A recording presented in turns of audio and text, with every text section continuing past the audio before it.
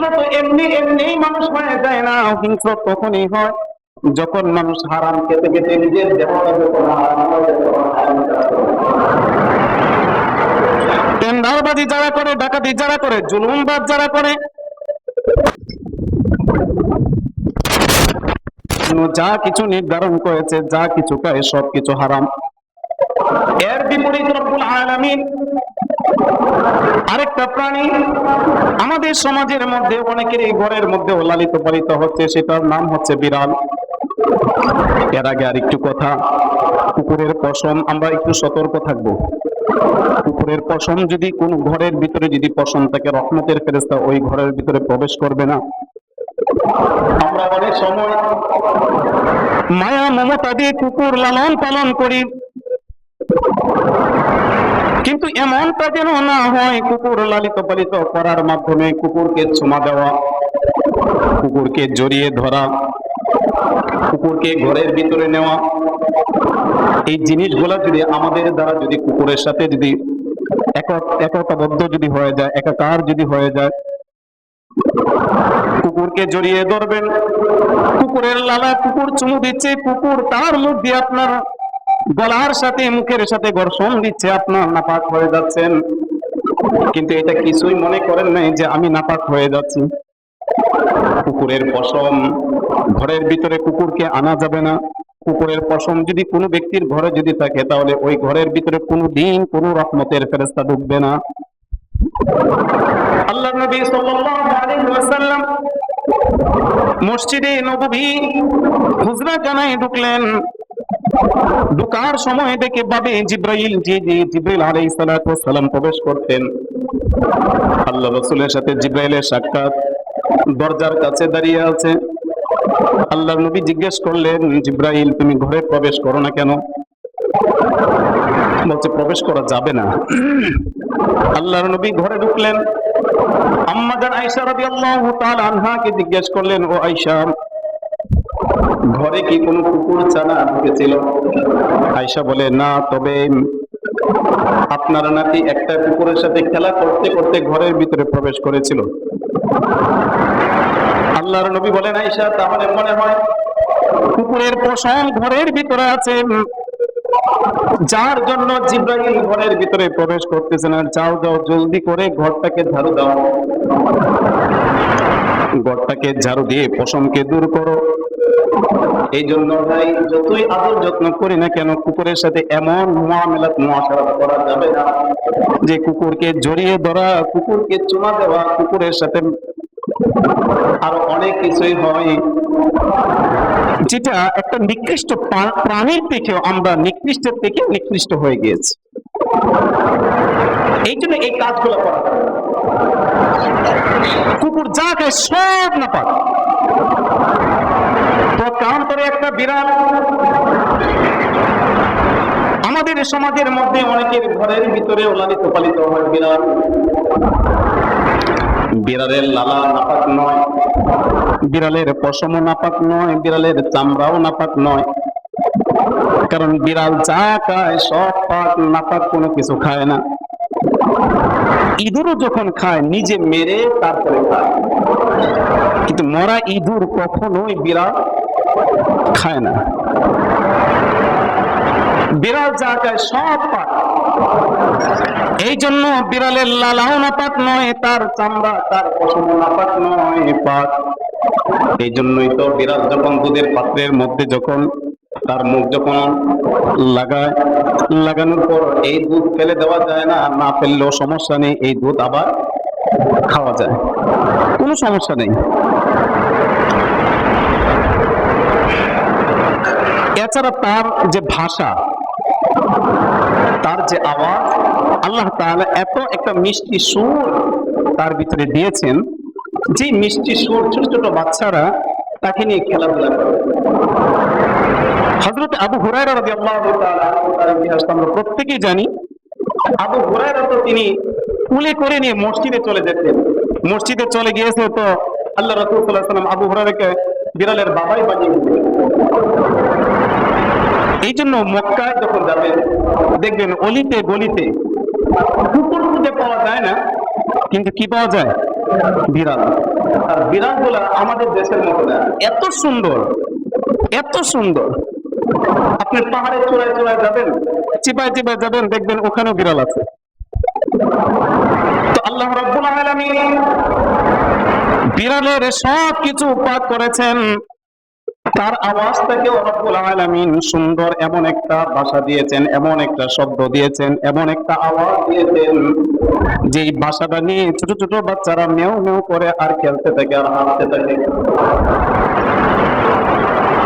তাহলে একটা নাপাক খাওয়ার কারণে যদি তার শরীর যদি নাপাক হয়ে যায়, তার লালা, তার পশম, তার চামড়া, তার গোস্ত, তার ব্যবহার সবকিছু যদি নাপাক হয়ে যায় নাপাক খাওয়ার কারণে, আরেক প্রাণী যদি হালাল খাওয়ার কারণে যদি তার সমস্ত কিছু যদি আল্লাহ তাআলা হালাল করে দেন, তাহলে আশরাফুল মাখলুকাত এই মানুষ যদি হালাল খায়, তাহলে তাদেরকে আল্লাহ তাআলা কত উচ্চ মর্যাদা তাদেরকে দিবেন। তারা যদি হালাল হতে পারে, আমরা যদি হালাল যদি খাই, তাহলে আমাদের অবস্থা এমনই হবে। আর হারাম যদি খায়, তাহলে কুকুরের মতো হয়ে যাবে। এই জন্য রব্বুল আলামিন মানুষদেরকে বলা লাগে, রব্বুল আলামিন পবিত্র কালামের মধ্যে নবী আলাইহিস সালাতু ওয়াস সালামদেরকে আল্লাহ তাআলা ডেকে বলেছেন, ইয়া আইয়ুহার রাসূলু কুলু মিম্মা ফিল আরদি হালালান তাইয়্যিবা। ইয়া আইয়ুহার রাসূল, ইয়া আইয়ুহার রাসূল কুলু মিন তাইয়্যিবাত। আল্লাহ তাআলা নবীদেরকে ডেকে বলেন, ও রাসূল, আপনারা হালাল রিজিক ভক্ষণ করেন, আমি যা হালাল দিয়েছি হালাল আপনারা খান। ওয়া আমিলুস সালিহাত, এবং নেক আমল করেন, সৎ কাজের আদেশ দেন। নবীদেরকে আল্লাহ তাআলা প্রথমে ডেকেছেন, ইয়া আইয়ুহার রাসূল, যে আপনি হে রাসূল, আপনারা আমি যা হালাল দিয়েছি হালাল থেকে আপনারা কি করেন? ভক্ষণ করেন, খান, হালাল রিজিক উপার্জন করেন, হালাল রিজিক খান। আল্লাহ তাআলা প্রথমে নবীদেরকে বলে দেন, এবং নেক আমল করেন। হালাল রিজিক যদি হয়, হালাল রিজিকের সাথে সাথে ইবাদতের সাথে সম্পৃক্ত কবুল যদি করাতে হয়, হালাল রিজিক শর্ত। এই জন্য রব্বুল আলামিন কোন নবী আলাইহিস সালাতু ওয়াস সালামকে হারাম খাওয়ার নাই, প্রত্যেকে হালালকে সন্ধান করেছেন। প্রয়োজনে পেটে পাথর বেঁধেছেন, দিনের পর দিন না খেয়ে থেকেছেন, কিন্তু হারামকে কোনোদিন ধরেন নাই। কোন নবী আলাইহিস সালাতু ওয়াস সালাম না খেয়ে দিনের পর দিন অতিবাহিত করেছেন, কিন্তু কোনোদিন হারামকে তিনি তারা ধরেন নাই। আল্লাহ তাআলা কোন নবীদেরকে হারাম খাওয়ান নাই। রব্বুল আলামিন প্রথম নবীদেরকে হুকুম করেছেন, আমি যা হালাল দিয়েছি হালাল রিজিক খান, হালাল ভক্ষণ করেন এবং নেক আমল করেন। এরপরে রব্বুল আলামিন মুমিনদেরকে ডেকে বলেছেন, ইয়া আইয়ুহাল্লাযীনা আমানু কুলু মিন তাইয়্যিবাতি মা রাযাকনাকুম। হে মুমিনেরা, তোমাদের মাঝে আমি যা রিজিক দিয়েছি হালাল রিজিক দিয়েছি। কুলু মিম্মা রাযাকনাকুম, তোমাদের মাঝে আমি যা রিজিক দিয়েছি হালাল রিজিক দিয়েছি, হে মুমিনেরা তোমরা সেই রিজিক থেকে তোমরা ভক্ষণ করো, হালাল রিজিকের তালাশ করো।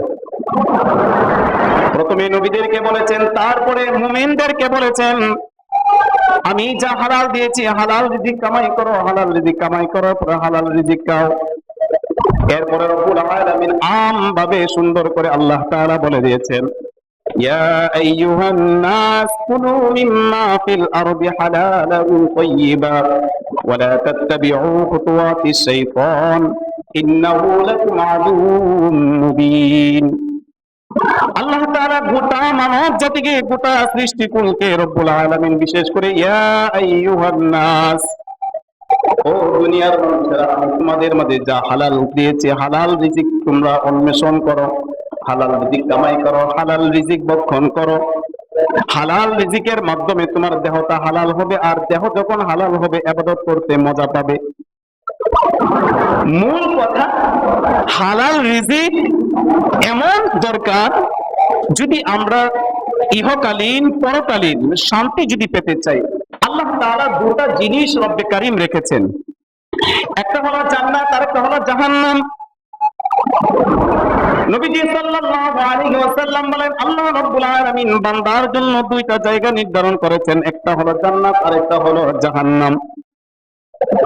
জান্নাত তাদের জন্য যারা হালাল খায় নাই তাদের জন্য, যারা হালাল কামাই করে নাই তাদের জন্য না, যারা কামাই করেছে, হালালকে যারা চিনেছে, হারামকে যারা জেনে হালাল রিজিক কামাই করে হালাল খেয়েছে তাদের জন্য। লা ইয়াদখুলুল জান্নাতা গুযিয়া বিল হারাম, যেই শরীর যেই দেহ হারাম দিয়ে লালিত পালিত হয়, যে শরীরের ভিতরে হারাম ঢুকেছে, হারাম দিয়ে তার জীবনকে পরিচালনা করেছে, হারাম দিয়ে নিজের জীবনটাকে সাজিয়েছে, হারাম দিয়ে সবকিছু করেছে, আল্লাহর নবী বলেন গুযিয়া বিল হারাম, যে দেহটা এইভাবে সে সাজিয়েছে হারাম দিয়ে, ওই দেহ কোনোদিন আল্লাহর জান্নাতে যাবে না। যেহেতু রব্বুল আলামিন দুইটা জায়গা রেখেছেন, হালাল যারা খাবে, হালাল যারা কামাই করবে, হালাল কামাই করে হালালকে যারা ইবাদত বন্দেগী করবে, রব্বুল আলামিন তাদের জন্য রেখেছে জান্নাত। আর যারা হারাম কামাই করবে, হারাম খাবে, হারাম দিয়ে নিজের জীবনকে সাজাবে, তাদের জন্য রেখেছে কি? জাহান্নাম। নিজে যতই হাজি সাহেব, গাজী সাহেব, মৌলভী সাহেব, মুহাদ্দিস সাহেব, হাফেজ সাহেব যাই কিছু বলি না কেন, হারাম দিয়ে যদি নিজেকে যদি লালিত পালিত যদি করি, নিজেকে গঠন করি, আল্লাহর জান্নাত পাওয়া তো দূরের কথা, গ্রাণও পাওয়া যাবে না। আল্লাহ তাআলা হালালকে পছন্দ করেন। নবীজি সাল্লাল্লাহু আলাইহি ওয়াসাল্লাম বলেন, যেই ব্যক্তি হালাল দিয়ে তার জীবনকে সাজাবে, লালিত পালিত করবে, তার জীবনে আমল যদি কম হয় আল্লাহ তাআলা তাকে জান্নাত দিবেন।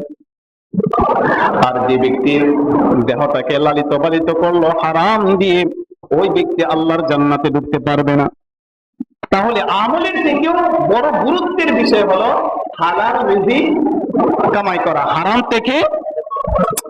থেকে বেঁচে থাকা, হালাল রিজিক তালাশ করা, হারাম থেকে বেঁচে থাকা। আদেশকার কালিকা আপনাকে আমাকে করছেন না, নবীদেরকেও ডেকে বলেছেন রব্বুল কারীম, ইয়া আইয়ুহার রাসূল, হে রাসূলেরা আপনারা হালাল রিজিক কামাই করেন, হালাল রিজিক খান, আমি যা হালাল দিয়েছি হালালকে খান।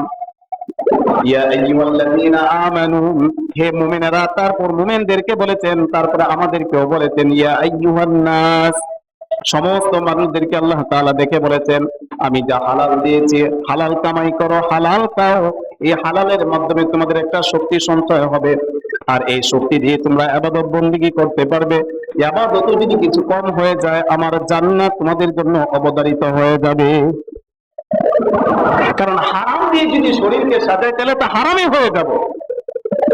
মানুষের বক্তার কখন হয়, নাফরমান কখন হয়, হিংস্র কখন হয়? হিংস্র তো এমনি মানুষ হয়ে যায় না, হিংস্র তখনই হয় যখন মানুষ হারাম খেতে খেতে নিজের দেহটাকে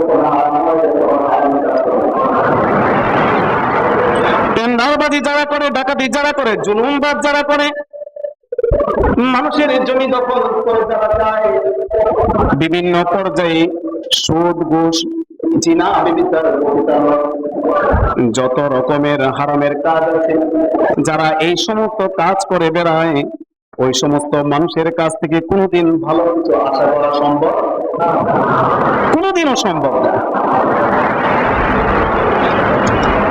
হালাল কুর হতে হলে, হালাল কুর যদি হতে পারি, আল্লাহ তাআলার কাছে আমাদের সব কিছু আল্লাহ তাআলার কাছে কবুল হয়ে যাবে। হযরতে আব্বাস রাদিয়াল্লাহু তাআলা আনহু আল্লাহর নবীকে বললেন, ইয়া রাসূলুল্লাহ, আমি আল্লাহর কাছে সবচেয়ে প্রিয় বান্দা হব কিভাবে? আল্লাহর সবচেয়ে প্রিয় বান্দা হব কিভাবে? সহিহ মুসলিমের মধ্যে এসেছে, আব্বাস রাদিয়াল্লাহু তাআলা আনহু তিনি যখন বললেন আল্লাহর নবীকে, আল্লাহর নবী বলেন, তুমি যদি হালাল রিজিক যদি কামাই করতে পারো, হালাল রিজিক খেতে পারো, হালালকে হালাল জেনে হারামকে হারাম জেনে জীবনকে যদি সাজাতে পারো, তাহলে তুমি আল্লাহর কাছে সবচেয়ে প্রিয় বান্দা হয়ে যাবে। সুবহানাল্লাহ। প্রিয় বান্দা হওয়ার অন্যতম গুরুত্বপূর্ণ একটি মাধ্যম হলো হালাল রিজিক তালাশ করা। আবার এই হালালের সাথে হারাম মিশ্রণ করা যাবে না। হালাল তো হালালই, হালালের সাথে হারাম মিশ্রণ করা যাবে না।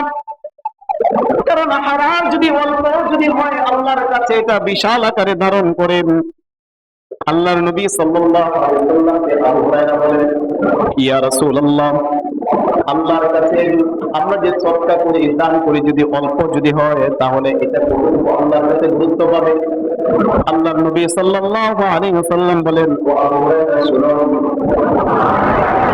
এই সদকার মাল, দানের মাল যদি একটা খেজুর যদি হয়, আর সেই খেজুরটা যদি হালাল যদি হয়, আর সেই হালাল জিনিস যদি আল্লাহর রাস্তায় খরচ করা হয়, আল্লাহর রাস্তায় দান করা হয়, আল্লাহ পাক রব্বুল আলামিন সেই একটা খেজুরকে নিজ হাতে থেকে লালিত পালিত করেন। সুবহানাল্লাহ।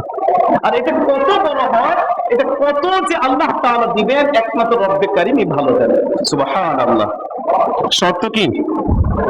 শর্ত কি? হালাল। শর্ত কি? হালাল। হালাল যদি হয়, নিজেকে যদি হালাল ভাবে আল্লাহর কাছে দোয়া করি, কবুল হয় না কেন? দোয়া কবুল হওয়ার পূর্বের শর্ত হলো হালাল রিজিক দিয়ে নিজের জীবনকে গড়া, নিজের শরীরটাকে লালিত পালিত করা। হালাল রিজিক ওয়ালা যারা হয়, হালাল রিজিক যারা তালাশ করে, হালাল যারা খায়, আল্লাহ পাক রব্বুল আলামিন ওই বান্দা আল্লাহর কাছে দোয়া করতে দেরি হবে, কবুল হতে দেরি হবে না। দোয়া করতে দেরি হবে কিন্তু কবুল হতে দেরি হবে না। শর্ত কি? হ্যাঁ, শর্ত কি? হালাল। সাদ বিন আবি ওয়াক্কাস রাদিয়াল্লাহু তাআলা আনহু, তিনি আল্লাহর নবীকে জিজ্ঞেস করলেন, ইয়া রাসূলুল্লাহ, আমি আল্লাহর কাছে দোয়া মঞ্জুর করাতে চাই, দোয়া কবুল করাতে চাই। মুস্তাজাবুদ দাওয়া, যারা মুস্তাজাবুদ দাওয়া হয়, তারা দোয়া করতে দেরি হয়, আল্লাহ কবুল করতে দেরি করে না। তাদেরকে কি বলা হয়? মুস্তাজাবুদ দাওয়া। সাদ বিন আবি ওয়াক্কাস রাদিয়াল্লাহু তাআলা আনহু আল্লাহর নবীকে বললেন, ইয়া রাসূলুল্লাহ, আমি আল্লাহর কাছে আমার দোয়াকে কবুল করাতে চাই, কিভাবে করাবো আপনি যদি একটু বলে দিতেন। আল্লাহর নবী বলেন, ও সাদ বিন আবি ওয়াক্কাস, তুমি যদি মুস্তাজাবুদ দাওয়া যদি হতে চাও, দোয়া যদি কবুল যদি করাতে চাও, তাহলে আল্লাহ তাআলা যে হালাল দিয়েছেন, সেই হালাল দিয়ে তোমার জীবনকে সাজাতে হবে, হালাল রিজিক কামাই করতে হবে, হালাল খেতে হবে, হারামকে বর্জন করতে হবে। যদি হালাল দিয়ে যদি নিজের জীবনকে যদি গড়াতে পারো, নিজেকে যদি পবিত্র করতে পারো, তাহলে তুমি যা দোয়া করবে আল্লাহ তাআলা তাই কবুল করবেন। শর্ত কি? হালাল রিজিক। তুমি মুস্তাজাবুদ দাওয়া হয়ে যাবে, মুস্তাজাবুদ দাওয়া হয়ে যাবে যদি হালালকে যদি ধরতে পারো। এই কথা তো শুধু সাদ বিন আবি ওয়াক্কাস রাদিয়াল্লাহু তাআলা আনহুর জন্যই তো আল্লাহর নবী বলে নাই, কিয়ামত পর্যন্ত যত উম্মতে মুহাম্মাদি এই দুনিয়ার মধ্যে আসবে, এখানে ধনত্ব হওয়া শর্ত নয়, বাদশা হওয়া শর্ত নয়, এমপি মন্ত্রী হওয়ার শর্ত নয়, শর্ত হলো হালাল রিজিক কামাই করতে হবে, হালাল খেতে হবে। সেটা যদি একটা দিন মুদ্রা যদি হয়, একজন রিকশাওয়ালাও যদি হয়, একজন ঠেলাওয়ালা, ভ্যানওয়ালা, নিম্ন শ্রেণীর একজন মুসলিম যদি হয়, আর তার কামাই যদি হালাল যদি হয়, আর হালাল দিয়ে যদি তার এই জীবনকে যদি গড়ে, আর ওই ব্যক্তি যদি আল্লাহর কাছে দোয়া করে, আল্লাহ রাব্বুল আলামিন ওই বান্দার দোয়া করতে দেরি হবে, আল্লাহ তাআলা কবুল করতে দেরি করবে না। সুবহানাল্লাহ। আমাদের দোয়া কবুল হয় না কেন? কারণ আমরা তো হালাল রিজিক কামাই করি না, হালালের দ্বারে কাছেও যাই না, সব হারাম। যেদিকে যাই 10 টাকা যদি হালাল ভাবে কামাই করি, এর সাথে আরো 90 টাকা হারামকে যুক্ত করি। 90 টাকা হালাল হলো, 10 টাকা হারাম এর সাথে মিক্স করলাম, একত্রিত করলাম। বলেন এই পুরো টাকার মধ্যে কি কিছু হালাল থাকলো আর কিছু হারাম হলো? বিষয় এমন হবে না, পুরোটাই হারাম হয়ে যাবে। সম্মানিত ভাইরা, আমরা অনেকে অনেক রকমের কথা বলি। এই যে সামনে আজাদ আসতেছে, আওয়াজ করি, আওয়াজ কবুল হয় না কেন? কারণ টাকা তো হালাল না, টাকা তো হালাল না। আমরা ইবাদত করি, ইবাদত করার পরে পরিবর্তন আসে না কেন? না আসার পিছনে অবশ্যই কিছু কারণ আছে। এই যে ইবাদত কবুল হচ্ছে না, নিজের মধ্যে পরিবর্তন আসতেছে না, নিজের আখলাক চরিত্র, উঠা বসা, মুআমালাত মুআশারাতের মধ্যে পরিবর্তন আসতেছে না। কারণটা কি বুঝতে হবে। আমি যে ইবাদতটা করেছি, ইবাদতের পূর্বে আল্লাহ তাআলা যে শর্ত দিয়েছেন সেই শর্ত আমি মানি নাই, যার জন্য কবুল হচ্ছে না। সামনে কোরবানি করব, কোনো বাদ বিচার নেই, যার সাথে মনে চায় তার সাথেই করব, কোনো বাদ বিচার আমরা করি না। হালাল হারাম এটা যাচাই করা দরকার আছে না নাই? কথা বলেন, আছে না নাই? আমরা তো হালাল হারাম এতটা চিনবো না, এরপরে যতটুকু প্রয়োজন ততটুকু আমাদেরকে খুঁজে বের করতে হবে। আমাদেরকে খুঁজে খুঁজে বের করে তারপরে আমাদেরকে ইবাদত বন্দেগী করতে হবে। আর ঢালাও ভাবে যেভাবে মনে চায় ইবাদত করলেই শুধু হবে না, কোরবানি করার পরে কোরবানির যিনি কোরবানি করেন তার মধ্যে তো কোনো তাসির পড়ে না। যিনি কোরবানি করেন কোরবানির দিনে জোহরের নামাজই তো জামাতের সাথে পড়ে না, এবং কি কাজাটাও পর্যন্ত করে না। আসরও যায়, মাগরিবও যায়, একবার দেন। কোরবানি করার পূর্বে ফজরের নামাজ ফরজ না ওয়াজিব? ওয়াজিবের থেকে ফরজ কি দুটো হয়ে গেছে? ফজরের নামাজ নাই, কোন রকম ভাবে ঈদুল আজহার জামাতে এসে শরীক হলাম, দৌড় দিয়ে তাড়াতাড়ি করে কোরবানি করার জন্য পাগল হয়ে গেলাম, হুজুর আসে না কেন, তাড়াতাড়ি করে না কেন। এরপরে এই যে ফজরের নামাজও চলে গেল, জোহরও চলে গেল, আসরও চলে গেল, মাগরিবও চলে গেল, কোনো খবর নাই। এতে বোঝা যাবে এই সমস্ত যদি আমাদের মধ্যে ত্রুটি থাকে, এর ভিতরে আমাদের বুঝতে হবে এর পিছনে অবশ্যই কোনো সমস্যা আছে। হালাল যারা হবে, হালাল যারা কামাই করবে, তারা তো কিছুরই চিন্তা করবে যে ফরজ তো কখনোই তরক করা যাবে না। এই জন্য আমরা এখানে যারা আছি সকলকে অনুরোধ করি যে হালালটাকে ধরতে হবে, হারাম থেকে আমাদেরকে বাঁচতে হবে। হারাম দিয়েছে এভাবে সাজাই না কেন, অনেকগুলা পয়েন্ট লিখেছিলাম। হারাম এমন একটা জিনিস, টাকা আছে, অর্থ আছে, বাড়ি আছে, গাড়ি আছে, সব কিছু আছে, এরপরেও এর মধ্যে কোনো শান্তি, হারামে কোনো আরাম, হারামে কোনো আরাম নাই। আছে যারা চুরি করে, ডাকাতি করে, সুদ খায়, ঘুষ খায়, এরা তো কিছুই মনে করে না। সুদ ঘুষ কিছুই মনে করে না। সুদ খাওয়া হালাল না হারাম? কথা বলেন, হালাল না হারাম? কিরকম হারাম? কুকুরের থেকেও বেশি না কম? কুকুরের থেকে বেশি না কম? বেশি। এই সুদ আমাদের মধ্যে আছে না? রন্ধ্রে রন্ধ্রে ঢুকে গিয়েছে। যে গলিতে ঢুকবেন সুদ আর সুদ, ব্যবসা সুদ আর সুদ, সুদ ছাড়া কিচ্ছু নাই। টাকা আছে, বাড়ি আছে, সব আছে, নাই কি? আবার নাই, শান্তি নাই। আল্লাহ তাআলা পদে পদে একের পর এক দুর্যোগ, একের পর এক মহামারী, একের পর এক আল্লাহ তাআলা পক্ষ থেকে গজব আসে, একটার পর একটা ধ্বংস করে দেয়। এরপরও বুঝে না যে আসলে কেন আল্লাহ তাআলা এই জিনিসগুলো আমাকে করতেছে। এর পিছনে কারণ আছে না নেই? হারামের মধ্যে সবচেয়ে বড় যে জিনিসটা, যেটা আমাদের কাছে সবচেয়ে বড় যে জিনিসটা নাই, সেটা হচ্ছে শান্তি নাই। কি নাই? 10 তলা 20 তলা যারা ঘুষ খায়, টাকা পয়সার মালিক কম না বেশি আপনি আমার থেকে? একটা ছোট্ট একটা উদাহরণ দিই। যারা ঘুষ খাওয়াকে হারাম মনে করে না, কিন্তু কোনটা খাওয়াকে কি করে? হারাম মনে করে না? কুকুর খাওয়াকে হারাম মনে করে। আমরা পেপার পত্রিকার মধ্যে, মিডিয়ার মধ্যে দেখেছেন কিছু কিছু জায়গার ভিতরে হোটেলের মধ্যে কুকুরের গোশত বিক্রি করা হয়েছে, এবং সেখানে এক পুলিশও ছিল। পুলিশ যখন তাদেরকে ধরছে, ধরার পরে দিয়ে তখন তাদেরকে প্রচুর পরিমাণ পিটিয়েছে। কেন পিটিয়েছে জিজ্ঞেস করা হয়েছে যে আমিও তো এই হোটেলে খেয়েছি, সুতরাং আমাকেও তো কুকুরের মাংস হয়তো বা আমাকে খাওয়া যাবে। কুকুরের মাংসকে এটাকে হারাম মনে করেছে, অথচ ওনারা যে ঘুষ খায়, ঘুষটাকে হারাম মনে। কুকুর খাওয়া যত হারাম, তার থেকে হাজারো লক্ষ কোটি গুণ বেশি হারাম হলো ঘুষ খাওয়া, ঠিক কিনা? এখন তো আমাদের পদে পদে, রন্ধ্রে রন্ধ্রে, গলিতে গলিতে যেখানেই যাবেন ঘুষ আর ঘুষ, ঘুষ আর ঘুষ, ঘুষ ছাড়া কিছুই চলে না। সুদকেও আমরা হারাম মনে করতেছি না, অথচ 1 টাকার সুদের পরিমাণ যে কি কত বড় জঘন্যতম, আল্লাহর পক্ষ থেকে কঠিন হুঁশিয়ারি দিয়েছে, মার সাথে জিনার সমতুল্য করেছে। আমরা কেমন মানুষ হয়ে গেলাম আমরা এই জিনিসকে কবুল করে নিচ্ছি, কিন্তু সুদ খাওয়াকে ছাড়তে পারি না। এই জন্য আমাদেরকে সতর্ক থাকতে হবে, হারাম থেকে বাঁচতে হবে। আল্লাহ তাআলা যেটাকে হালাল করেছেন এটাকে হারাম করার কারো কোনো সাধ্য নেই। যেটাকে আল্লাহ রাব্বুল আলামিন হারাম করেছেন এটাকে হালাল করার কারো কোনো শক্তি।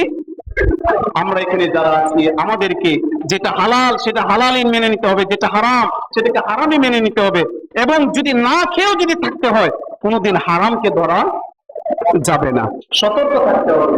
তবে হ্যাঁ, আমরা তো অনেক পর্যায়ে চলে গিয়েছি, আমরা সবাই কম বেশি সুদের সাথে সম্পৃক্ত হয়ে যাচ্ছি। নিজে যতই চেষ্টা করে গেল, একটা খাবার কিনতে যাব, যিনি খাবারটা বিক্রি করতেছেন যে দোকান থেকে, ওই দোকানওয়ালা সুদি কারবারের সাথে জড়িত হয়ে সেই খাবারটা সুদি টাকা দিয়ে কিনছে, আর সেই জিনিসটা আমি নিজে কিনতেছি। আমাদেরকে সতর্ক হতে হবে, বিশেষ করে সুদ, ঘুষ, জিনা, ব্যভিচার, পতিতালয়। পতিতালয়ের ট্যাক্স আছে না নাই? মিথ্যা বলছি? পতিতালয়ের ট্যাক্স আছে না নাই? বলেন, পতিতালয়ের ট্যাক্স এটা হালাল না হারাম? কথা বলেন, হালাল না হারাম? এই হারাম আমাদের ভিতরে আসতেছে কিনা? চাকরির ক্ষেত্রে বলেন, বেতনের ক্ষেত্রে বলেন, যা কিছু বলেন না কেন, এটা না শুধু মদ বলেন, মদ আল্লাহ তাআলার পক্ষ থেকে হারাম করে। এটাকে হালাল করা দুনিয়ার কোনো মানুষের কোনো সাধ্য আছে? ইন্নামাল খামরু ওয়াল মাইসির, আল্লাহ তাআলা মদকে হারাম করেছেন। আপনি আমি যত এটাকে হালাল ভাবে বিভিন্ন রাস্তাতে যেটা হালাল ভাবে করে দিয়েছে, বাংলাদেশও গোপনে খাইবার লাইসেন্স প্রাপ্ত হয়ে তারপরে বিক্রি করে। তার মানে কি, এটাকে হালাল বৈধ করে তারপরে লাইসেন্স দিয়েছে, যেটা অবৈধ। কিন্তু মদের দোকান, গাঁজার দোকান, যারা বিক্রি করে গিয়ে দেখেন, বিশেষ করে মদ যারা ঢাকার ভিতরে যারা বিক্রি করে, যেগুলা চলে, এটি বৈধভাবে চলে না অবৈধভাবে চলে? বৈধভাবে চলে। আমাদের এখন যে সমাজ ব্যবস্থা যেভাবে চলতেছে, এটা তারা বৈধভাবেই চালায়। মদগুলা বিক্রি করে তারা লাইসেন্স প্রাপ্ত, আপনি কিছু বললেও কিছু করতে পারবেন না। এই জন্য আল্লাহ তাআলা যেটা হারাম করেছেন এটা হালাল করার কারো সাধ্য নেই। আর যেটা আমরা হালাল রিজিক কামাই করার চেষ্টা করি, ইয়া আইয়ুহান নাস কুলু মিম্মা ফিল আরদি হালালান তাইয়্যিবা ওয়ালা তাত্তাবিউ খুতুওয়াতিশ শাইতান। শয়তান আমাদের প্রকাশ্যের শত্রু। আল্লাহ তাআলা এটাও বলে দিয়েছেন, আর বলেছেন, হে দুনিয়ার মানুষ, তোমাদের মাঝে আমি যা হালাল দিয়েছি সে হালাল রিজিক তোমরা কামাই করো এবং হালাল রিজিক খাও। এই হালাল রিজিক খাওয়ার মাধ্যমে তোমার একটা শক্তি ভিতরে সঞ্চয় হবে, আর সেই শক্তি দিয়ে তুমি ইবাদত বন্দেগী করতে পারবে। সবচেয়ে বড় কথা হলো, আমরা যারা হারাম খাচ্ছি, হারামের মধ্যে আমাদের সবচেয়ে বড় সম্পদ, সবচেয়ে বড় দৌলত একটা জিনিস, সেই জিনিসটা আপনি আমার কাছ থেকে বিদায় নিয়ে চলে যাচ্ছে, সেটার নাম হচ্ছে কি? ঈমান। সেটার নাম কি? ঈমান। হারাম মানুষ যখন খায়, আস্তে আস্তে ঈমান নামক দৌলতটা আস্তে আস্তে বিদায় নিয়ে চলে যায়। যার ভিতরে ঈমান থাকে না তার ভিতরে কিচ্ছু নাই। সুতরাং এই হারামের মাধ্যমে সবচেয়ে বড় যে আমাদের সর্বপ্রথম যে জিনিসটা আপনি আমার কাছ থেকে মুছে যায়, যেটা বিদায় নিয়ে চলে যায়, সেটা হচ্ছে ঈমান। ঈমান নামক দৌলত যদি ভিতরে না থাকে, তাহলে আল্লাহ তাআলার জাহান্নাম ছাড়া আমাদের যাওয়ার আর কোনো রাস্তা নেই।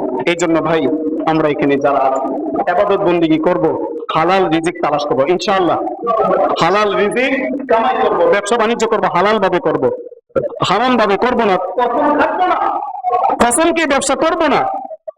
যতটুকু সম্ভব, যতটুকু পুরোপুরি ভাবে শরীয়ত আপনাকে আমাকে যেভাবে বলেছে ঠিক সেইভাবে আমরা কামাই করব, ইনকাম করব, চাকরি বাকরি যেভাবে করার দরকার, যেভাবে হালাল ভাবে যদি 2 টাকা আসে, 2 টাকা দিয়ে নিজের জীবনকে পরিচালনা করব। এর মধ্যে সুখ, শান্তি সবকিছু আসবে, দুনিয়াও কামিয়াব হব, আখিরাতেও কামিয়াব হব। আল্লাহ তাআলা আমাদের সকলকে যেন হালাল রিজিক কামাই করার তৌফিক দান করেন, হালাল রিজিক খাওয়ার তৌফিক দান করেন, হারাম থেকে বাঁচার তৌফিক দান করেন। আল্লাহ তাআলা সকলকে কোরআন সুন্নাহ মোতাবেক আমাদেরকে চলার তৌফিক দান করেন। সম্মানিত ভাইরা, আপনাদের সামনে একটি কথা 1 মিনিটে শেষ করে দিব ইনশাআল্লাহ। আমাদের সাভার উপজেলা উলামা পরিষদ, এটা সকলেরই পরিচিত, সাভার উপজেলা উলামা পরিষদ, এটার পক্ষ থেকে আমাদের সেই পূর্বের থেকে যখন কোনো জেলা, এলাকা যে কোনো বিপদগ্রস্ত হয়, বিভিন্ন সংগঠন যায়, আমাদের সাভার উপজেলা উলামা পরিষদও তারা যতটুকু পারে চেষ্টা করে, বিশেষ করে উলামা পরিষদের মধ্যে যারা আছেন ম্যাক্সিমাম ইমাম ও খতিব, মাদ্রাসার প্রিন্সিপাল যারা আছেন, তো বিভিন্ন জায়গায় ত্রাণ নিয়ে সহযোগিতা নিয়ে বিভিন্ন জায়গায় চলে যান। তো আমরা জানি বিভিন্ন জায়গায় অনেক জায়গায় ক্ষতিগ্রস্ত হয়েছে। তো এরপর আমাদের সিলেট গত বছর আলহামদুলিল্লাহ আমাদের এই মসজিদ থেকে বিভিন্ন জায়গা থেকে আমরা প্রায় 28 লক্ষ টাকার মতো নিয়ে গিয়েছিলাম ওলামা পরিষদের পক্ষ থেকে। আমরা রোহিঙ্গাদের জন্য যখন গিয়েছিলাম তখন আরো অনেক গিয়েছিল, তখন গিয়েছিল 34 লাখ টাকা আমাদের এই সাভার উপজেলা থেকে 34 লাখ টাকা নিয়ে গিয়েছিলাম ওখানে। তো ইনশাল্লাহ আমরা এখানে যারা আছে আল্লাহ তাআলা আমাদেরকে এখনো ভালো রাখছেন। হ্যাঁ, ওই পানি ঝড় তুফান থেকে আল্লাহ তাআলা অনেক ভালো রাখছেন। এখানে যারা আছেন আমি আমভাবে মানে পার্সোনালি ভাবে কেউ দিতে চলে দিতে পারেন, পরবর্তীতে নামাজের পরে আমাদের আর কাল 2-3 দিন সময় আছে, আজকেও দিব ইনশাল্লাহ, পরবর্তীতেও যে যতটুকু পারি সবাই যদি 5 টাকা 5 টাকা তো দেওয়া মানে এটা কেমন দেখা যায়, 50, 100, 500 টাকা, 1000 টাকা সবাই যদি শরিক হয় যে একজন মুসলমান ক্ষতিগ্রস্ত হয়েছে তার পাশে একটু দাঁড়ানোর দায়িত্ব, এটা আমার দায়িত্ব এবং কর্তব্য। সেই হিসাবে আমরা আমভাবেই আমাদের মসজিদে 2-3 জন ভাই স্বেচ্ছায় নামাজের পরে বাহিরে একটু দাঁড়াবেন এটার জন্য। কে কে একটু দাঁড়াবেন বলো তো 2টা গেটে? এটা লজ্জার কিছু নয়, আমি যদি আপনাদের কাছে হাত পাততে পারি তা আপনারা 2-3 জন গেটের মধ্যে দাঁড়িয়ে এই ক্ষতিগ্রস্ত যারা হয়েছে তাদের জন্য কিছু মানে কালেকশন করা। এখন না, নামাজের পরে যারা যাবে তাদের কাছ থেকে কে কে 2-3 ভাই একটু হাত তোলেন তো। আলহামদুলিল্লাহ, মজিদ ভাই। আর কে? আলহামদুলিল্লাহ, জসিম ভাই। ঠিক আছে, এই 3 জনের যথেষ্ট ইনশাল্লাহ। তো ইনশাল্লাহ আমরা সবাই একটু সহযোগিতা করবো, ঠিক আছে না ইনশাল্লাহ?